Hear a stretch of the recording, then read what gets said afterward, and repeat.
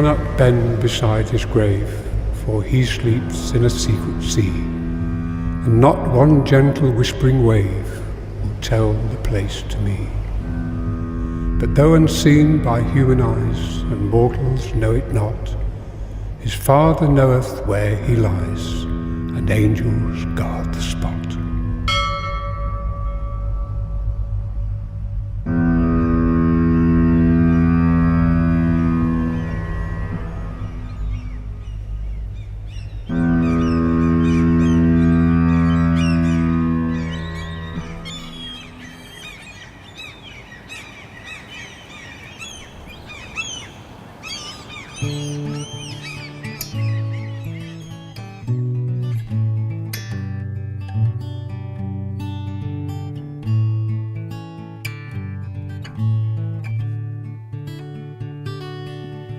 The dawning light is breaking now as she wakes to find him gone, and hears the tolling of the bell and the swirling seagull's song. To the harbour fast she runs, down to the cold quayside, to find his is the only boat to take the turning tide. Come follow me. Come follow me. Come follow me. Come follow me. Come follow me. Ready, steady, go! The choristers' pancake race starts here. Every year they used to hold a choristers' pancake race around the square. So we've given them a starting line, and we've also given them a finishing line at the other end.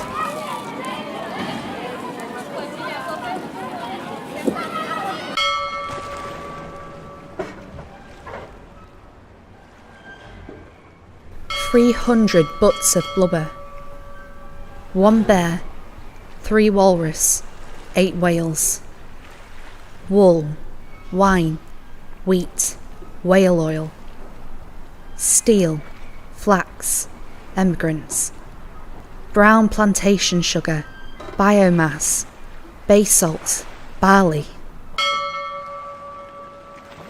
At the riverhead, an impish figure squats, poised on the hitching rail by the stocks, spilling charisma, hinting at menace, oozing ambition and worldliness.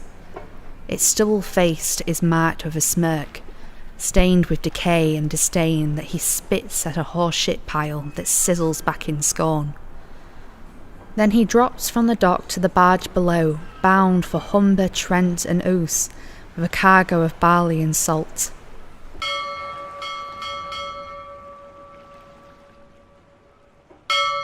The men who gather on the dock do shake their heads and say, "It is a brave and foolish man who takes to see this day."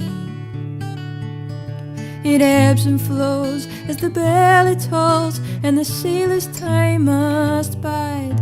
But those in need and take no heed must face the hungry tide. Here we have a haven for the boats, and yonder swim the fish, and inland are the towns that need them. I'd swim across to the far side when the peanuts barge was in and fill up a tin, then swim back.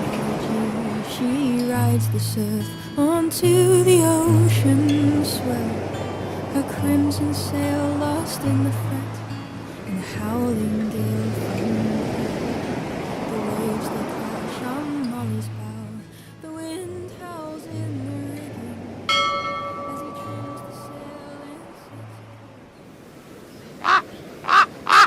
sets. Denmark, 528 miles as the raven flies.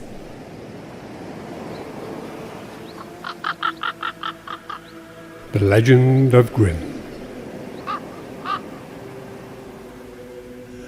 Once there ruled a great and virtuous King of England, Athwold, who died without a successor. He left his daughter Goldborough to the care of Godrich, Earl of Cornwall, who was instructed to watch over her and eventually marry her to the highest man in the kingdom. However, he betrayed the late king and imprisoned her in a tower. Across the sea in Denmark, there too was a virtuous king, Birkeben, who died and left behind his son and heir Havelock. But a treacherous agent, Goddard, gave Havelock to a fisherman to be drowned in the sea.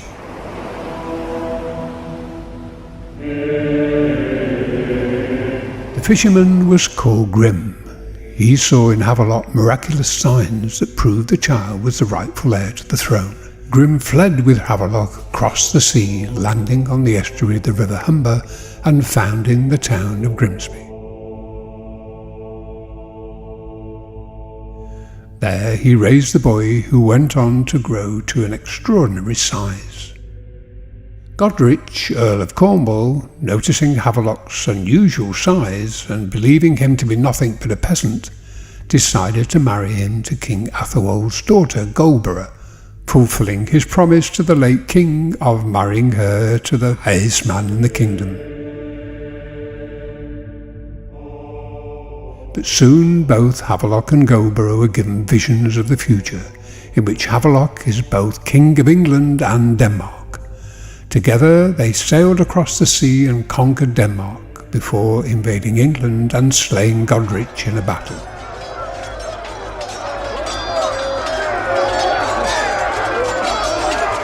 As the rightful king of Denmark and England, Havelock ruled for more than 60 years.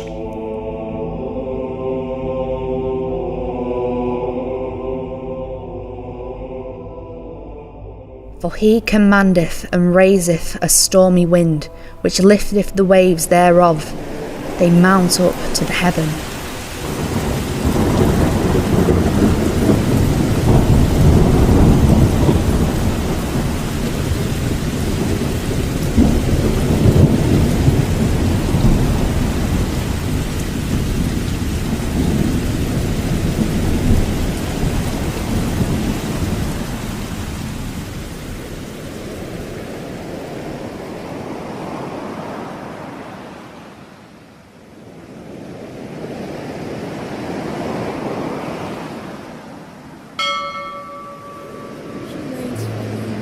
And 5 days more to see the boats come in to land their catch, but not the Molly G.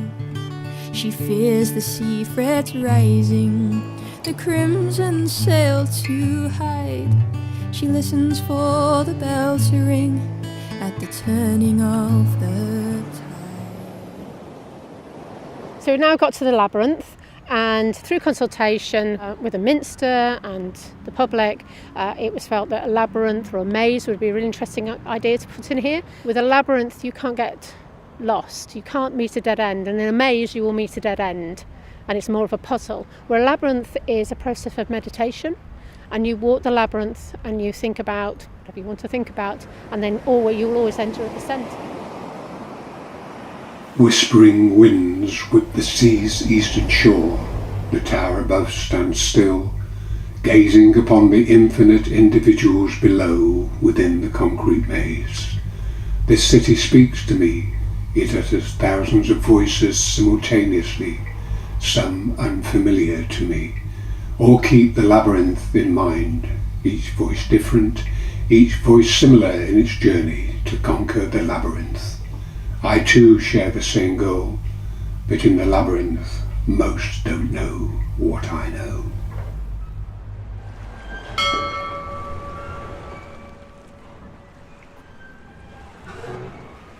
A community of rather special character. I sit on a bench. Guess where? I bet you can't. It's in a secluded place, somewhere in Grimsby. The pigeons coo, the people chat, the pubs are opening.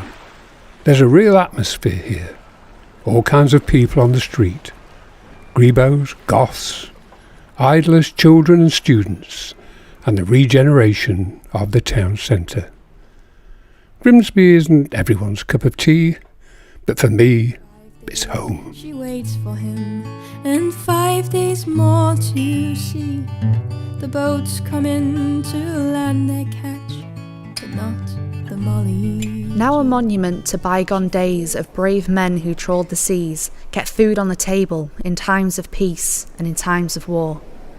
To the same brave men who gave their boats and many their lives, saving lives in the dangerous and vital mine-sweeping operations based in our town during both World Wars. It was a story that I've always known about, that my great-grandfather had sadly was lost at sea. It was near the end of the Second World War and he was on a trawler which hit a mine, and unfortunately all 10 men on board perished.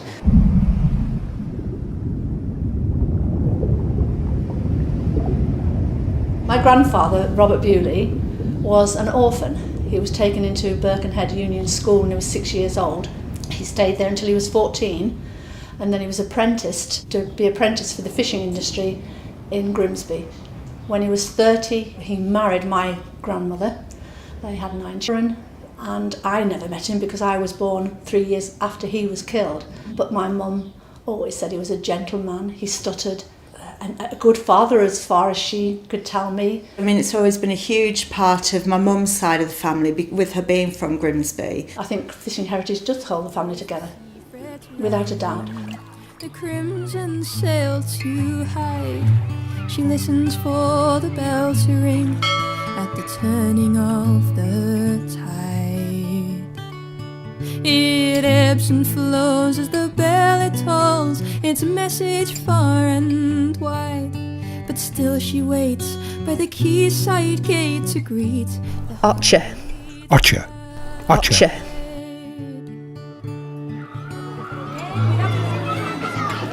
Got any goodies? Rose was my great nana. I loved visiting my nana. She was unlike any other nana or grandma I knew. My friends' elderly female relatives were gentle and warm. My nana Rose gambled on horses, swore, and she was forthright. Put kettle on. Get a biscuit. Take this to the bookies. Her mottled shins indicated the weather outside and demonstrated how close she'd been to the electric fire. I was put to work buying cigarettes, putting bets on, and getting anything else that was needed. Victor Street was not without its challenges. White dog poo punctuated the pavement and broken glass bottles punctuated the hopscotch grids. Elderly adults in pinnies stood outside drinking tea and smoking, passing the time of day, always eager to give a small child a nudge in the right direction with well-chosen advice. The corner shop shuts at 5. Stop doing that on your bike, you'll kill your son. Mind that shit. Where you going? Does your mum know you're out? I know who your dad is, of a well-used phrase that could be heard up and down the street in an effort to keep the kids in line.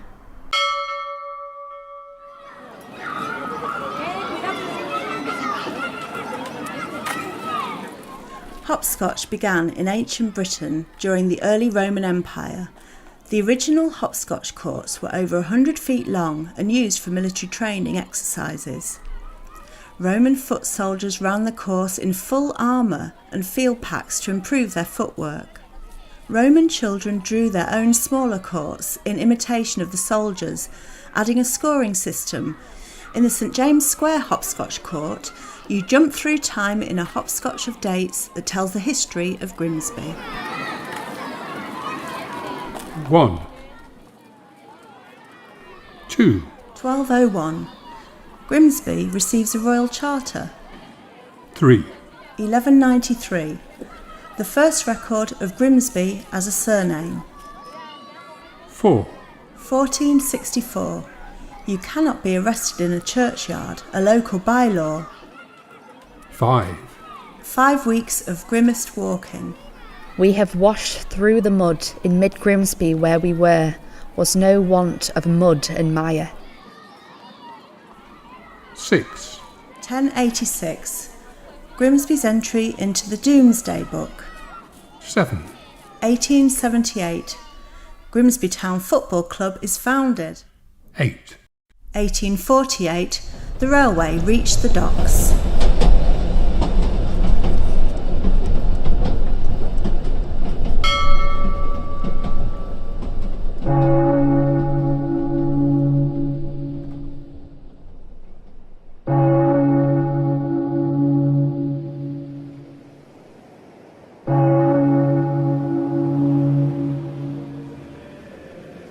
St James Church dates back to the 12th century, when a religious building that stood on the site came into the ownership of the Bishop of Lincoln. The following years witnessed many renovations and developments. A central tower was added in 1365, and in 1585 St James became the parish church of Grimsby. It was granted minster status in 2010 and today ministers to the needs of its religious congregation and the pastoral needs of the wider community.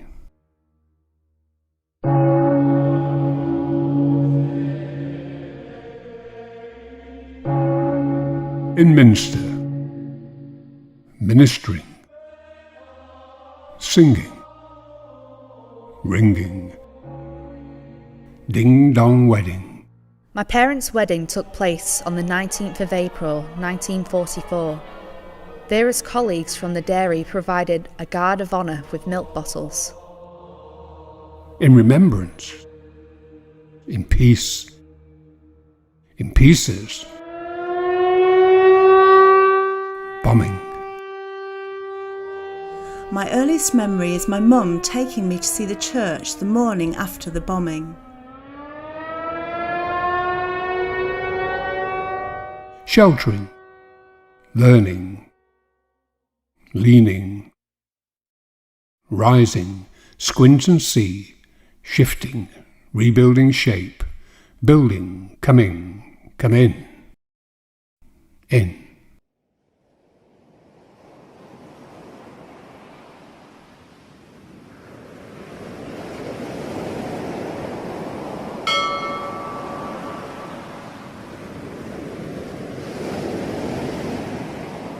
To stoic men and women who braced each day, clad in steel-capped wooden clogs with newspapers stuffed into woolen socks, on the finger-numbing pneumonia jetty.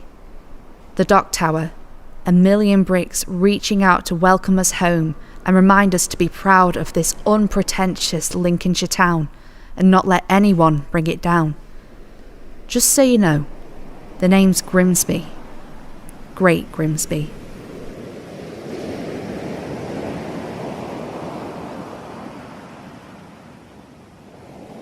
The St James Square Heritage Soundscape is a Hammond House production for North East Lincolnshire Council.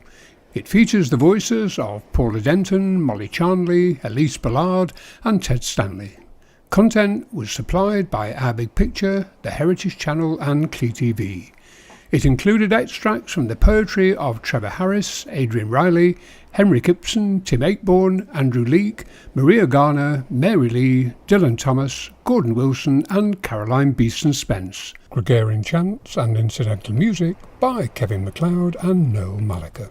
The production director was Alex Thompson. The Hungry Tide was written by Ted Stanley and produced and performed by Amy Naylor.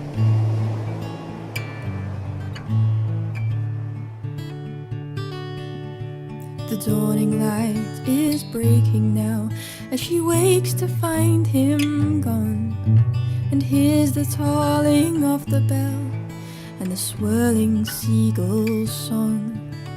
To the harbour fast she runs, down to the cold quayside, to find his is the only boat to take the turning tide.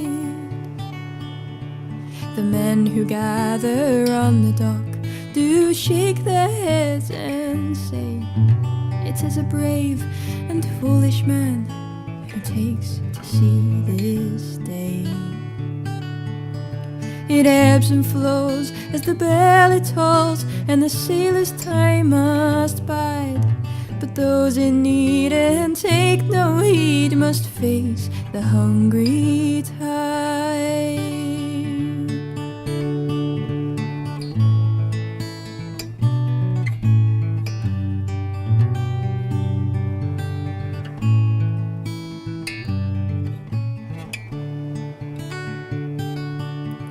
The Molly G, she rides the surf onto the ocean swell, her crimson sail lost in the fret and the howling gale from hell. The waves they crash on Molly's bow, the wind howls in the rigging, as he trims the sail and sets a course to seek the shoals of herring. For 5 days she waits for him, and 5 days more to see. The boats come in to land their catch, but not the Molly G. She fears the sea fret rising, the crimson sail to hide. She listens for the bell to ring at the turning of the tide. It ebbs and flows as the bell it tolls its message far and wide. But still she waits by the quayside gate to greet the hungry tide.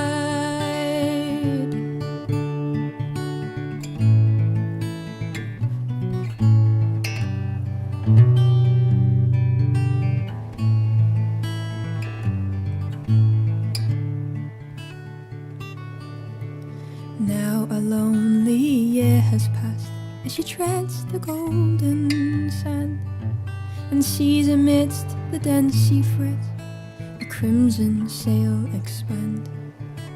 The water swirls around her feet as she looks upon the town.